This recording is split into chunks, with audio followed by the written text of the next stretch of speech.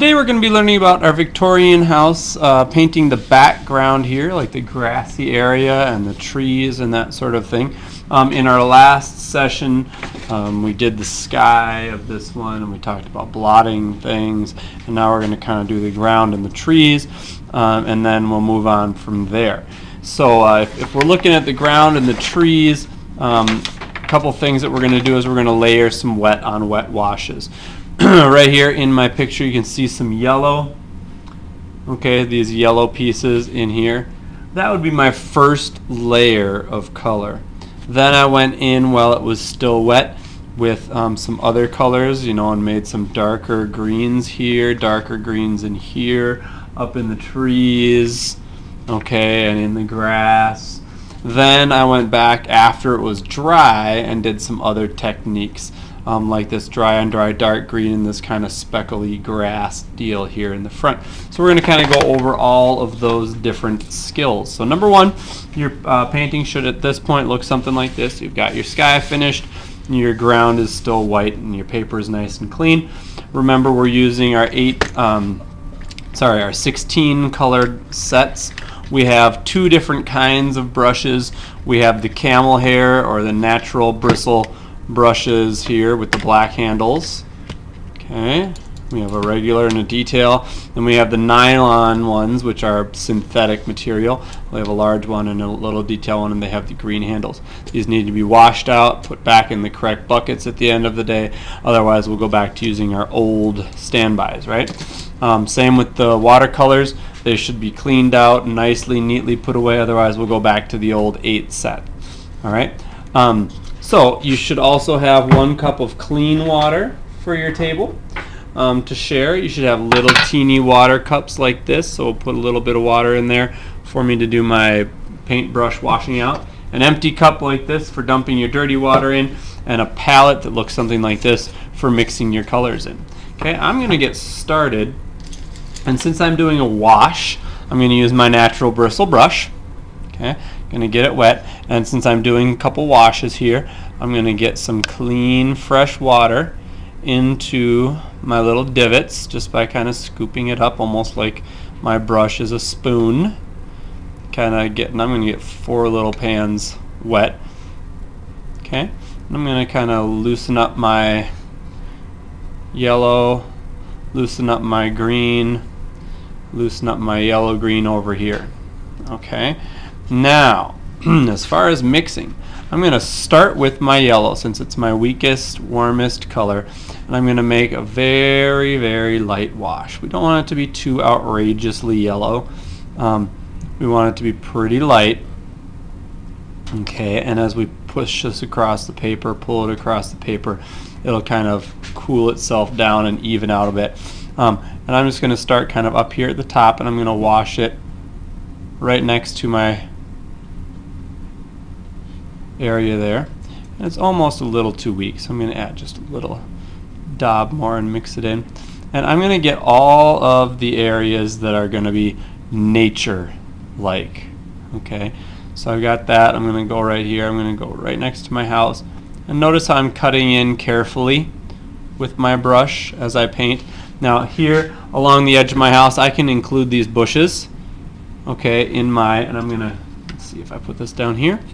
I want to include the bushes in my natural, this is actually called this wet on wet kind of deal where you do an underpainting color. This is called glazing, and what we're going to do is we're going to layer multiple layers of different colors on top of each other, and that is called glazing. Not to be confused with glazing when we do ceramic artwork, but glazing in the fact that you're putting 1 layer of color down that you will then later paint over.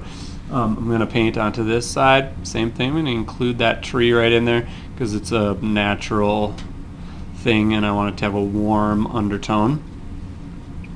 Okay, so I'm going to paint right up to my house. Now of course this house has wood on it, which is natural, but we're going to paint it not natural colors, right, because it's part of our architecture and it's wood. So I'm going to kind of continue painting this grass here and up to here. So you can see now I've painted in my whole grassy area, and I'm going back in for the tree as well.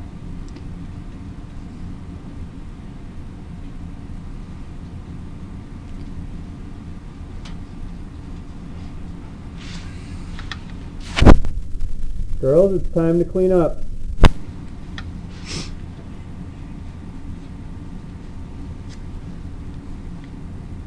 And I'm going to get some more yellow into this little, make a little wash there again, and get these last couple pieces that I missed up here.